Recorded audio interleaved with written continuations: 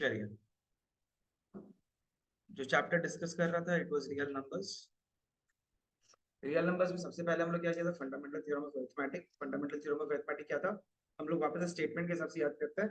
Every composite number can be expressed as a product of its primes such that the factorization is unique irrespective of the order in which they occur। ये हम लोग fundamental theorem of arithmetic के बारे में हम लोग सीखा था। उसके बाद में प्राइम फैक्टराइजेशन वगैरह करके हम लोग एचसीएफ और एलसीएम निकालना था। एचसीएफ निकालने के लिए हम लोग सबसे छोटा पावर लेते हैं कॉमन फैक्टर्स का, और एलसीएम निकालने के लिए सबसे बड़ा फैक्टर्स, बड़ा लाइक पावर लेते हैं हम लोग सारा फैक्टर्स का। ठीक है, तो अब क्या करने का, अब अपन को क्वेश्चंस वगैरह सॉल्व करने का है, यहाँ पे इररेशनलिटी वगैरह प्रूव करना। तो √3, √5, √7 ये सब को इररेशनल कैसे करते हैं वो अभी। पहला क्वेश्चन, प्रूव दैट √p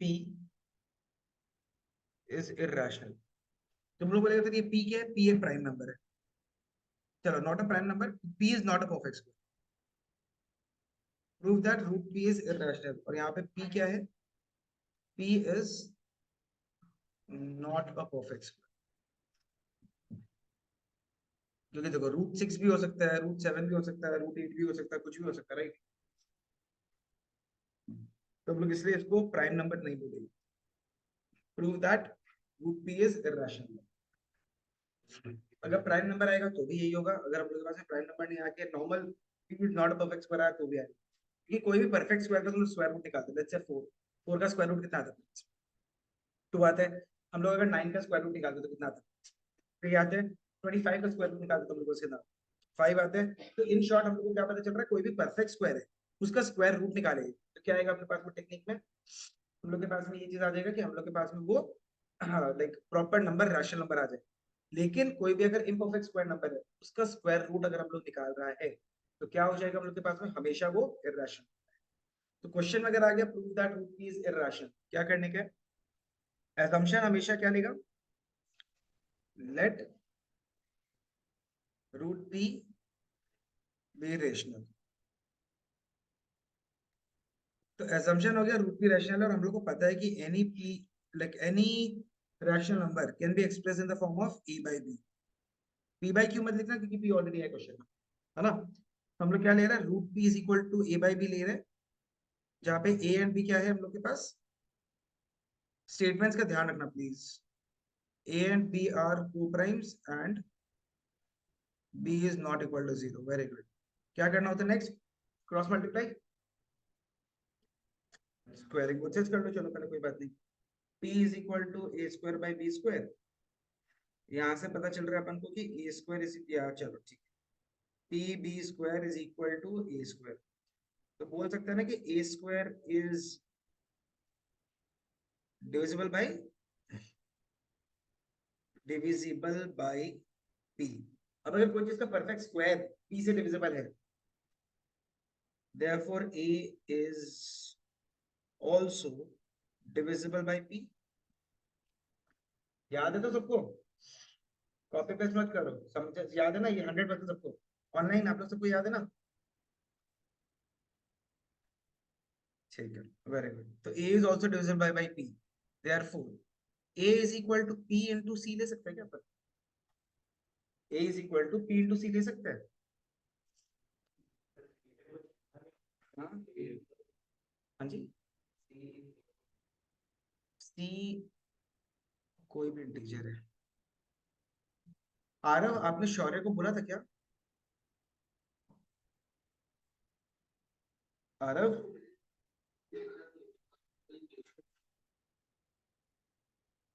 ठीक है, तो स्क्वायरिंग बोथ साइड्स अगर करेगा तो a square is equal to p square c square आएगा। इसको इक्वेशन नंबर 1 डाल देते हैं अपन। a स्क्वायर की जगह पे हम लोग p b स्क्वायर डाल देते हैं, एक p और एक p कट गया, यानी b square is equal to p c square आ गया क्वेश्चन 2। अब मेरे को एक बात बताओ, सेम सिचुएशन आ गया क्वेश्चन नंबर 1 जैसा, इस बार क्या लिखेगा, पहले तो ये लिखेगा ना, therefore b square is divisible by p, therefore b is also divisible by p. अब मेरे को एक बात बता, को प्राइम नंबर्स क्या था पिछले क्लास में अपन डिस्कस किया था हमने, क्या बोला था अपन? हम लोग के पास में the only common factor is one, यानी कि अगर दो नंबर जिसका हाईएस्ट कॉमन फैक्टर वन होता है उसको हम लोग क्या बोलते हैं? को प्राइम बोलते हैं। तो यहाँ पे अगर आप देख रहे हो तो ए और बी दोनों में मेरे पास में कॉमन फैक्टर आ गया। क्या कॉमन फैक्टर है? पी कॉमन फैक्टर आ गया, तो हम लोग क्या लिखेगा? पहले तो स्टेटमेंट डालेगा ना, सिंस, क्या लिखता था? Since a and b have a common factor as p, since a and b have a common factor as p, therefore they are not co-primes, hence our assumption is wrong, therefore root p is irrational. I'm repeating it again. Since a and b have p as a common factor, therefore they are not co-primes, hence our assumption is wrong, therefore root p is क्या? हाँ, तो contradiction assumption भी ठीक है, ठीक है। assumption is wrong, contradicts our assumption, ठीक है, तो भी चलेगा।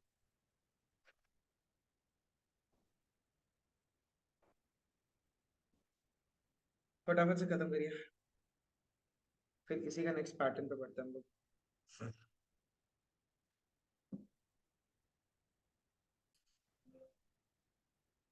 Second pattern,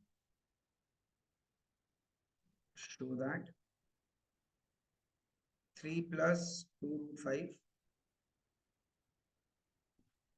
is irrational.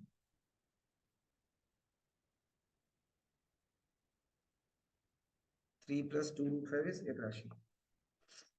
तो इस टाइप का क्वेश्चन को हम लोग क्या करता था, अगर हम लोग को क्वेश्चन में root 5 rational root 5 irrational specify किया हुआ है, ठीक है, तो 2 मार्क का क्वेश्चन हो 3 मार्क का क्वेश्चन हो, अपन को प्रॉब्लम नहीं है, अपन को शॉर्ट वाला जो मेथड है डायरेक्टिव से करेंगे। If by any chance question में रूट 5 इज इरैशनल हम लोग को स्पेसिफाइड नहीं है और 3 मार्क का क्वेश्चन आप लोग के पास आ गया, पहले आप लोग को रूट 5 को इरैशनल प्रूफ करना पड़ेगा और फिर 3 + 2 रूट 5 को इरैशनल प्रूफ करना है। ये तो अपन को ऑलरेडी पता है, अपन ऑलरेडी डिस्कस किया हुआ ये चीज। रूट 5 को a बाई बी वाला कॉन्सेप्ट से करेगा, सारा कुछ कर कर आने के बाद रूट 5 इटरेशन आपके पास जो रूट बी वाला कॉन्सेप्ट से किया था वैसे आ गया। 3 + 2 रूट 5 का जो दूसरा वाला पैटर्न है जो अपन ऑलरेडी करता है, वो दोनों पार्ट दिखाना पड़ेगा।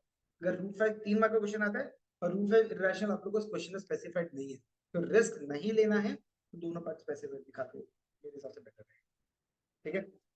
अगर रूट 5 इटरेशन दिया हुआ रहता है तो क्या करना पड़ता है, देखिए क्या करता था, लेट 3 + 2 रूट 5 बी रैशनल। पहला स्टेप अपना हमेशा यही रहेगा कि हम लोग assumption कर रहे हैं रैशनल है, और फिर ये बोलेगा कि 3 + 2 root 5 is equal to a by B आ गया।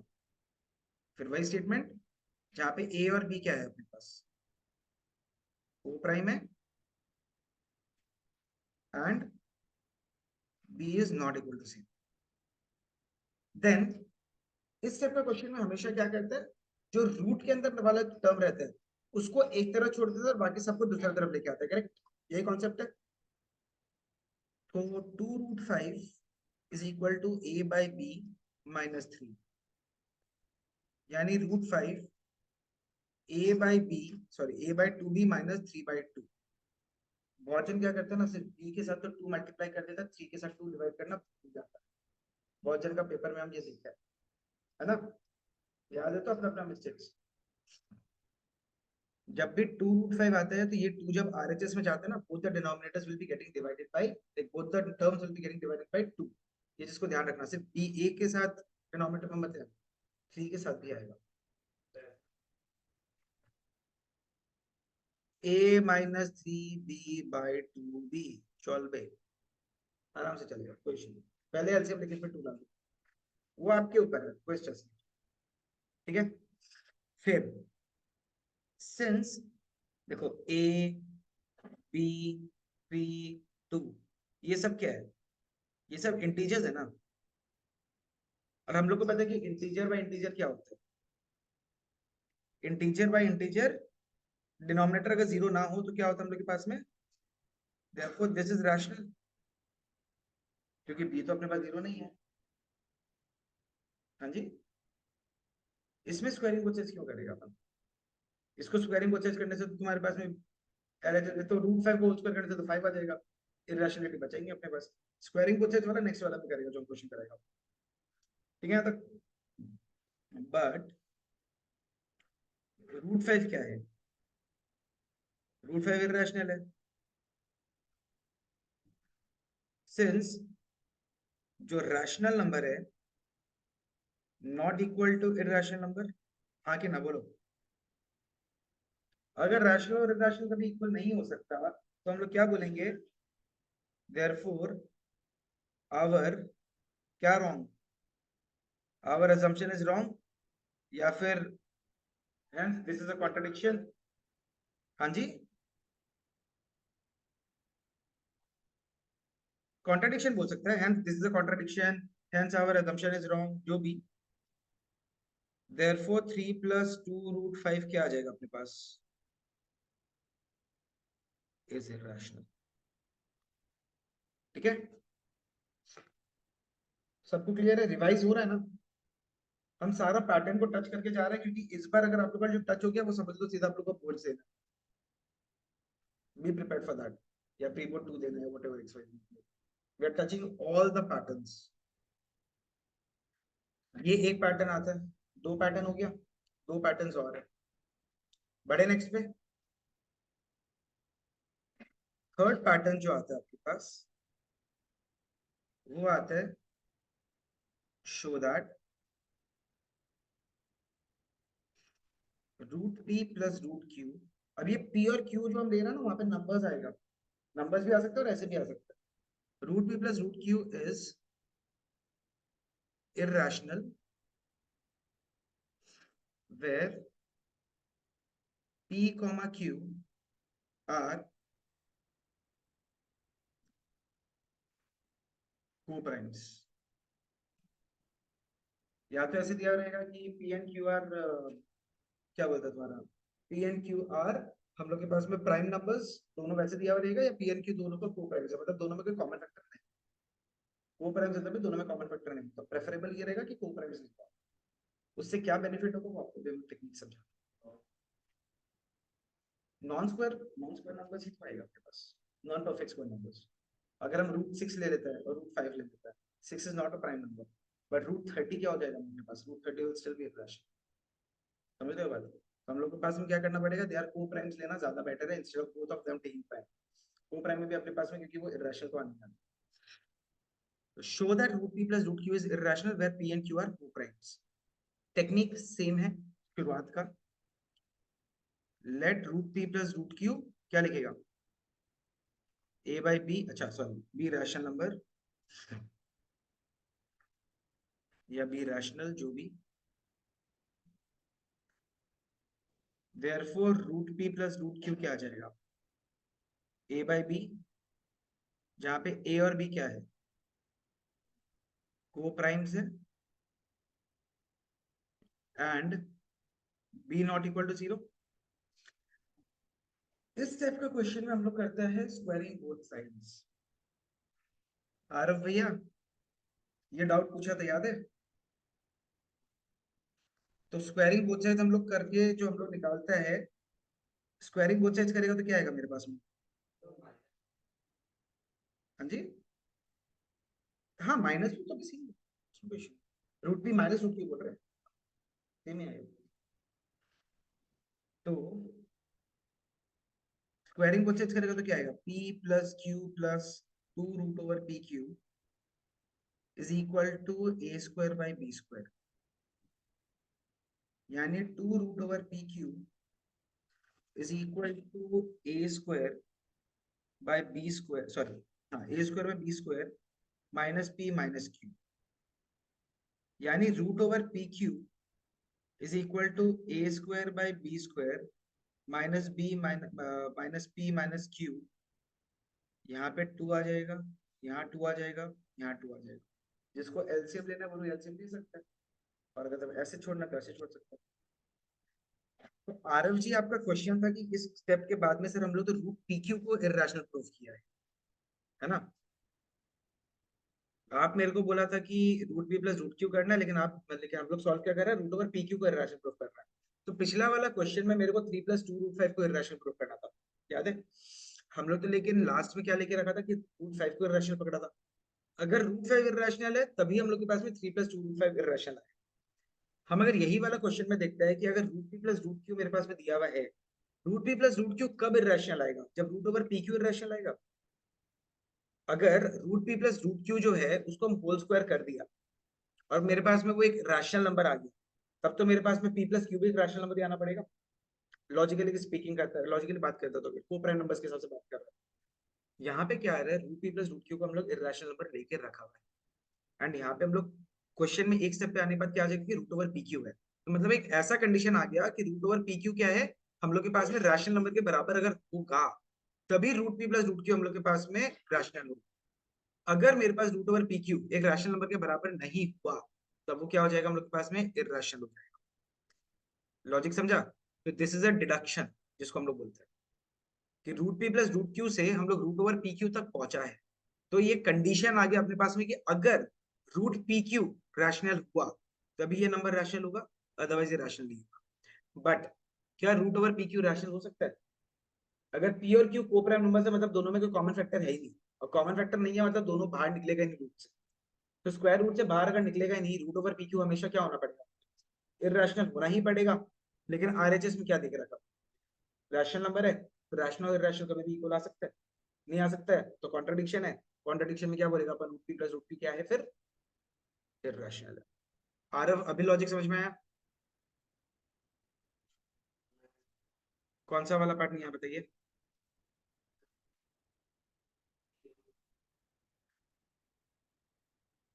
Sir root P plus root q जब हम लोग प्रूफ कर रहा है, मेरे को एक बात बताओ, अगर हम लोग √2 + √3 लेता है, तो √2 + √3 का होल स्क्वायर करेगा तो क्या आएगा, पहले आप ये बताओ।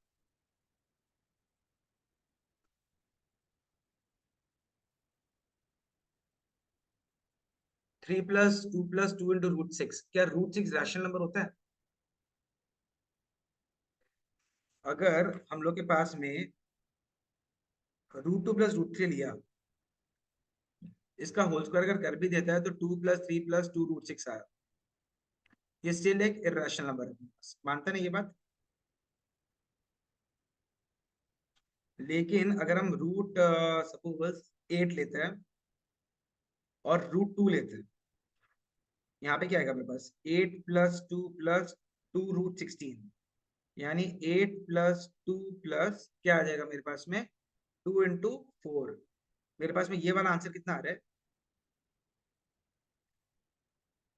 रैशनल आ रहा है? हाँ कि ना? तो मेरे को एक बात बताओ, अगर दोनों को को प्राइम ले रहा है तब किसके ऊपर आंसर डिपेंड कर रहा है, इन दोनों का प्रोडक्ट के ऊपर? जब दोनों को प्राइम आ रहा है, किसके ऊपर मेरे पास फाइनल आंसर डिपेंड कर रहा है, इन दोनों के प्रोडक्ट के ऊपर, राइट? जब दोनों को हम लोग को प्राइम नहीं लेके हम लोग नॉर्मल नंबर्स लेता, कोई भी नंबर जिसमें कॉमन फैक्टर है, हम लोग के पास में क्या आ रहा है, रैशनल आ रहा है। तो मतलब मेरा फाइनल आंसर डिपेंडेंसी इररेशनल के लिए क्या चीज के ऊपर है, इन दोनों नंबर्स का प्रोडक्ट के ऊपर। तो जब हम लोग root P plus root q को रैशनल लिया, root P plus root q a by b लिया, मेरे पास एक कंडीशन आ गया कि रूट ओवर पी क्यू, यानी दोनों नंबर्स का हम लोग को स्क्वायर देखना पड़ेगा, दोनों नंबर्स का हम लोग को क्या देखना पड़ेगा, प्रोडक्ट देखना पड़ेगा। अगर प्रोडक्ट रैशनल आया, जैसे ये वाला, अगर प्रोडक्ट रैशनल आया तो ये नंबर क्या हो जाएगा, रैशनल हो जाएगा। अगर प्रोडक्ट इररेशनल आया तो ये आंसर कितना आ जाएगा, इररेशनल आ जाएगा। लॉजिक समझा? अब समझे? हाँ, हमेशा ऐसे ही करना, सब में यही कॉन्सेप्ट है।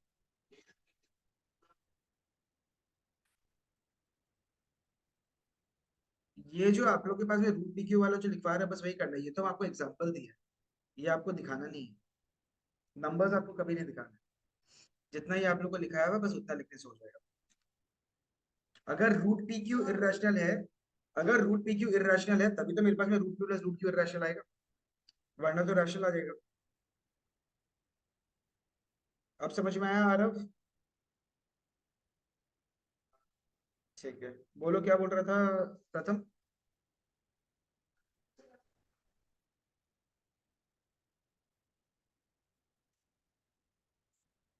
हाँ, पाई का वैल्यू जब अगर आप लोग निकालते हैं तो पाई प्रूफ नहीं आता, प्रूफ पाई इज इरेशनल नहीं आता मेरे पास।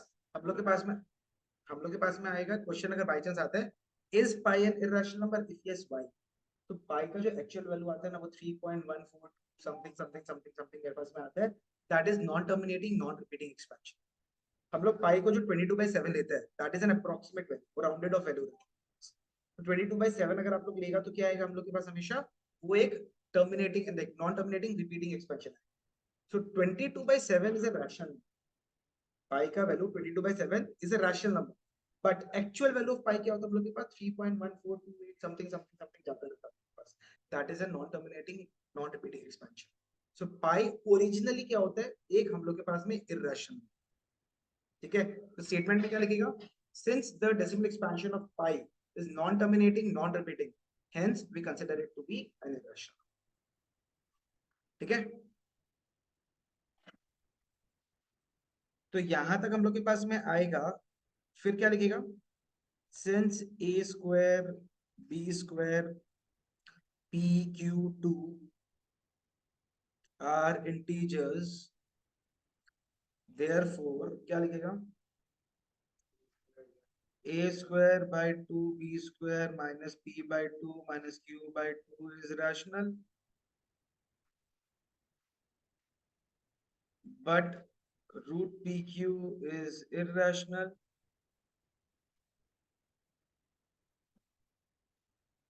since rational not equal to irrational, मतलब पॉसिबल ही नहीं होता, राइट। therefore our assumption, क्या सही है गलत है, our assumption is गलत यानी कि wrong, hence क्या लिखेगा, root p plus root q is irrational। सबको क्लियर है। बोर्ड्स में 3 मार्क का एक क्वेश्चन, या तो एचसीएफ एलसीएम टाइप का जो नंबर है, लार्जेस्ट नंबर स्मॉलेस्ट नंबर, ये सब निकालने के लिए आ गया, या फिर ये आ गया। और मोस्टली क्या रहता है, दोनों का तुम लोग के पास में क्या रहता है, कंबाइंड रहता है, और के फॉर्म, स्टैंडर्ड बेसिक रूल, ठीक है। तो थोड़ा सा प्रिपेयर्ड रहना इस चीज के लिए। 95% चांसेस इस सेट में क्वेश्चंस के आने के, जो पिछला क्लास किया था और जो अपन आज कर, समझ गया, सॉर्टेड है यहाँ तक पक्का। ये रिवीजन वाला जो चीज है उसको कॉपी वगैरह को ना अच्छे से मेंटेन करके चलना, आपका सारा पैटर्न क्वेश्चन अपन कवर।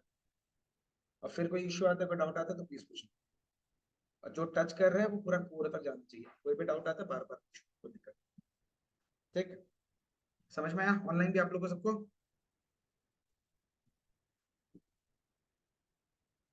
ठीक है, वेरी गुड। इसके बाद एक और क्वेश्चन आता है, इसी का एक लास्ट पैटर्न, शो दैट 1/√2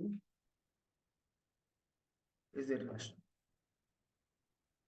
इसका बहुत प्यारा सा टेक्निक है। पहला स्टेटमेंट आज यूजुअल, पहला और दूसरा सेम रहेगा, लेट 1/√2 बी रैशनल, देयरफॉर 1/√2 क्या आ जाएगा, a by b। A b क्या होता है, को प्राइम्स, एंड बी क्या नहीं होता है, जीरो। सुनो, इसके बाद क्या करेगा, इसके बाद क्रॉस मल्टीप्लाई वगैरह नहीं करता है, हम लोग एकदम प्यारा सा स्टेप करते हैं। वो प्यारा स्टेप क्या पता है, रैशनलाइजेशन।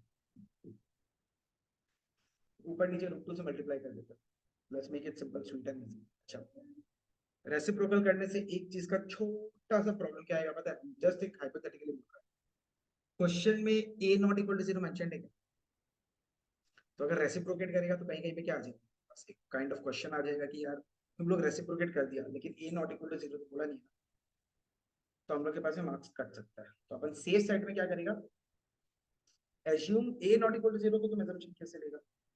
मेरे को एक बात बताओ, रैशनल नंबर का डेफिनेशन क्या होता है, A by B where B is not equal to zero. लेकिन अगर हम ए को जीरो लेते हैं तो इट इज रैशनल ना।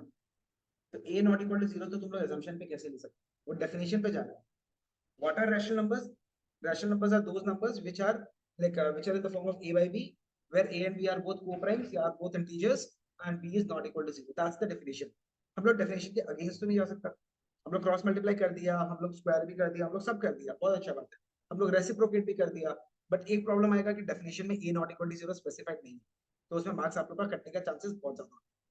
तो रिस्क नहीं लेने के लिए अपन क्या करेगा, अपन सिंपल ये कर देगा रैशनलाइज कर.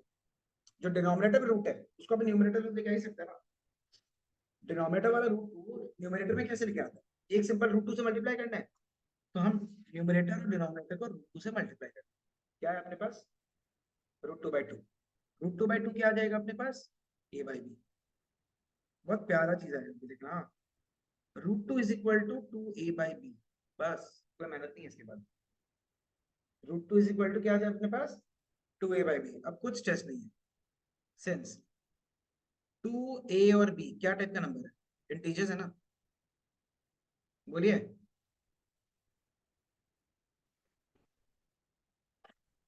हाँ जी.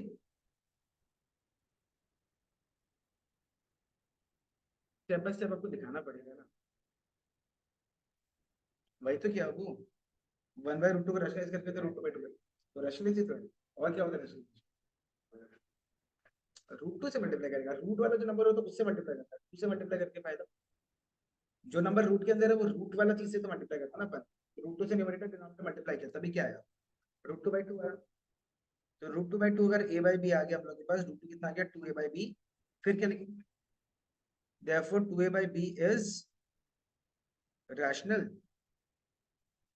but रूट 2 क्या है, irrational. फिर वही वाला चीज, since rational not equal to irrational, therefore our assumption is wrong. और assumption क्या था, hence 1 by root 2 is irrational. समझ में आया ऑनलाइन प्राणी लोग,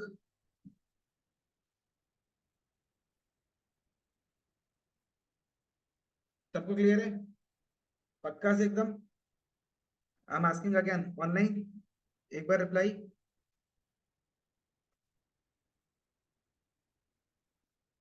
प्रथम यशवी,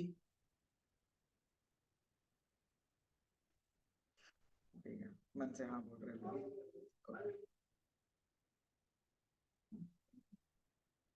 ठीक है okay very good.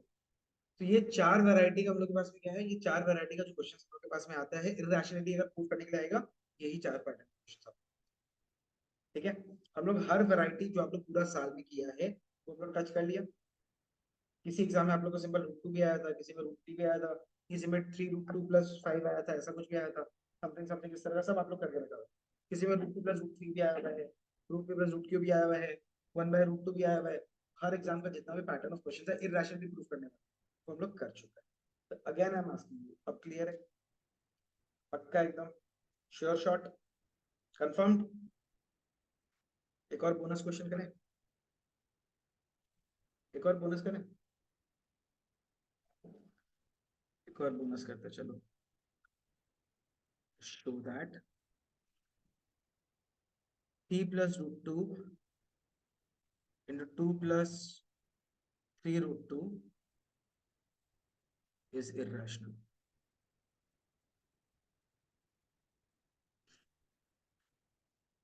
Show that 3 plus root 2 into 2 plus 3 root 2 is irrational. हम आप लोग को 2 मिनट दे रहे हैं सोचने के लिए, क्या करना है करके देखो. ठीक है ये तो हो जाएगा. नेक्स्ट क्वेश्चन क्या बोल के रखा हुआ है आपको, द क्वेश्चन इज एक रेक्टेंगुलर कोर्टयार्ड है. हाँ there is a rectangular courtyard जिसका लेंथ और ब्रेथ अपन को दे के रखा हुआ. लेंथ इज 18 मीटर 72 सेंटीमीटर और ये दे के रखा हुआ अपन को 13 मीटर 20 सेंटीमीटर. तो लेंथ एंड ब्रेथ दिया हुआ है. अपने को क्या करना है, स्क्वायर टाइल से इसको पेव करना है. पेव मतलब इसमें टाइल्स बिछाना है.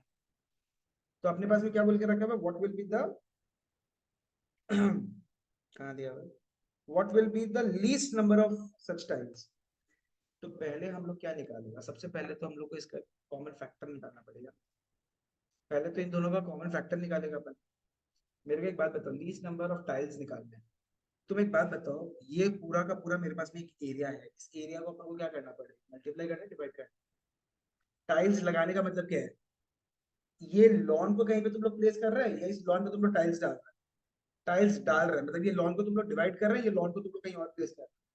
लॉन को तुम लोग डिवाइड कर रहे हैं, लॉन को डिवाइड करने का मतलब क्या, लॉन को तुम लोग फैक्टराइज कर रहे हैं। लॉन को फैक्टराइज करने का क्या मतलब हो गया, एचसीएफ निकालना पड़ेगा। तो सबसे पहले हम लोग क्या निकालेगा, एचसीएफ ऑफ 1872 एंड 1320। तुम लोग बोलेगा क्यों, हम बोलेगा एक बात बताओ, 1872 18 मीटर 72 सेंटीमीटर, ठीक है, और 13 मीटर 20 सेंटीमीटर, तुम 18.72 और 13.20, कॉम्प्लिकेट थोड़ा तो होगा ना चीज। तो उसको कन्वीनियंट बनाने के लिए हम लोग क्या करना है, उसको सेंटीमीटर में करना है, ठीक है। क्वेश्चन में बोल के रखा है कि what is the least number of tiles that will be possible to pave a rectangular playground with length 18 meter 72 centimeter and breadth 13 meter 20 centimeter, ठीक है। तो इसको हम लोग को डिवाइड करना है टाइल्स के फॉर्म। तो हम लोग क्या करेगा, इन दोनों का एचसीएफ निकालना। एचसीएफ निकालना आपको आता है, निकालिए एक बार। 1872 1320 निकालिए भैया जल्दी से एचसीएफ। प्राइम फैक्टराइजेशन वगैरह तुमको सब कुछ आता है, सारा कुछ करके मेरे को एचसीएफ बताओ जल्दी से। हाँ जी, 24 आ रहा है, सब कोई निकालो।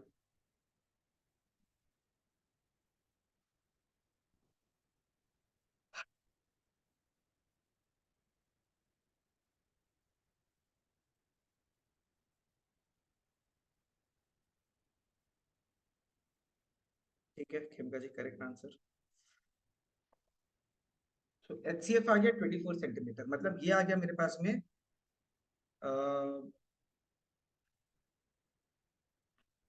Length of each square. 24 एक ऐसा मेजरमेंट है जो लेंथ और ब्रेथ दोनों को हम लोग के पास में क्या कर रहे हैं, डिवाइड कर रहा है। लॉजिक समझ रहे हैं आप लोग, हम लोग के पास में स्क्वायर टाइल लगाना है, मतलब लेंथ वाइज भी लगाना पड़ेगा और ब्रेथ वाइज भी लगाना पड़ेगा, मानता नहीं ये बात। तो हमारे पास जो ये कॉर्नर वाला टाइल रहेगा स्क्वायर शेप का, ये भी 24 होना पड़ेगा, ये भी 24 होना पड़ेगा, मानते नहीं। मेजरमेंट के हिसाब से दोनों कॉर्नर्स में मेरा 24 आना पड़ेगा। तो अगर ये 24 से डिवाइड नहीं होता तो मेरे पास में लास्ट वाला टाइल क्या आ जाएगा, आधा दूर आ जाएगा। तो हमको क्या करना पड़ेगा, चारों तरफ जो 24 वाला आएगा, तभी मेरे पास में बीच बीच में क्या आएगा, इक्वली डिवाइड हो पाएगा ये। मानता नहीं मानता, समझ रहे हो तो बात। तो हम लोग के पास क्या होना पड़ेगा, लेंथ और ब्रेथ अगर दोनों का दोनों मेरे पास में 24 से डिवाइड हो पाएगा, तभी हम लोग क्या करेगा, इस लॉन्ग को पूरा का पूरा हम लोग कवर कर लेगा। तो 24 से डिवाइड होने वाला मतलब क्या होता है, हम लोग के पास में दोनों का एक्सेप्ट 24 आ चुका। यानी जो स्क्वायर टाइल तुम लोग चाहिए, उस स्क्वायर टाइल का मेरे पास में मेजरमेंट कितना होना पड़ेगा, 24 सेंटीमीटर होना पड़ेगा। अगर हम एलसीएम निकालते हैं तो एलसीएम तो मतलब ये हो रहा है कि तुम लोग लॉन को ऊपर है उसमें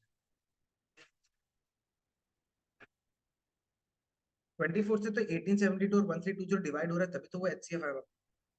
HCF is a number which divides these two numbers.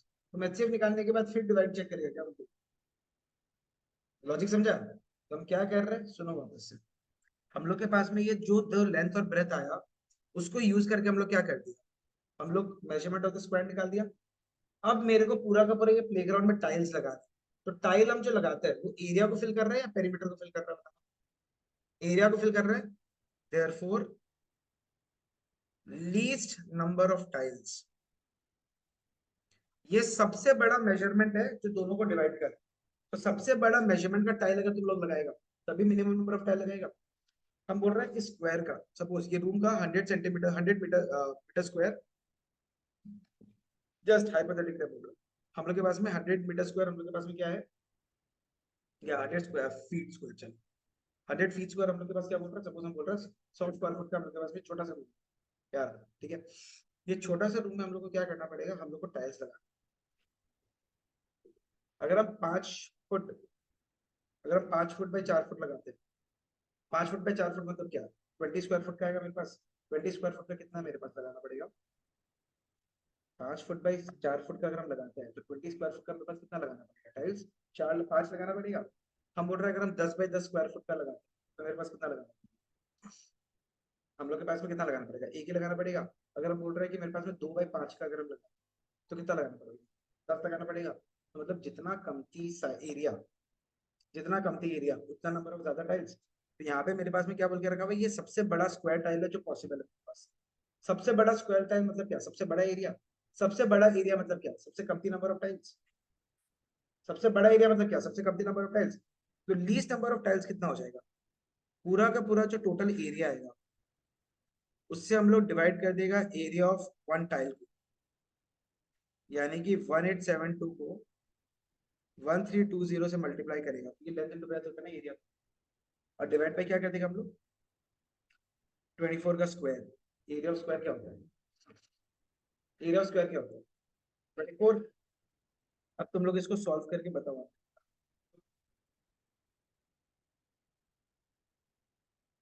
Question में बोला ही है, दोनों तरह से डिवाइड होने वाला क्या होना पड़ेगा, स्क्वायर टाइल्स ही होना पड़ेगा लॉजिकली।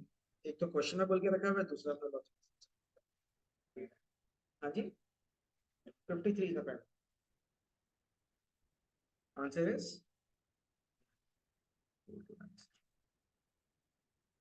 तो इतना नंबर ऑफ टाइल्स अपन को रिक्वायर्ड है। कहीं पे भी किसी को डाउट है,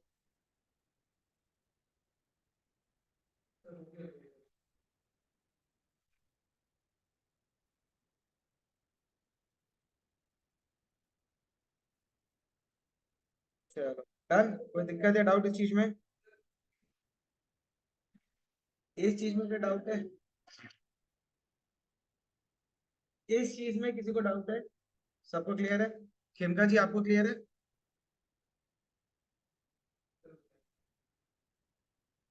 शौर्य क्लियर। चलो ठीक है, ओके। हम लोग फिर एक काम करते हैं, ये वाला सेशन को हम लोग रैप अप करके, रियल नंबर तो कंप्लीट, सारा पैटर्न हम लोग कवर कर लिया है। अब हम लोग को क्या करना है, हम लोग को पॉलिनॉमियल्स करना है।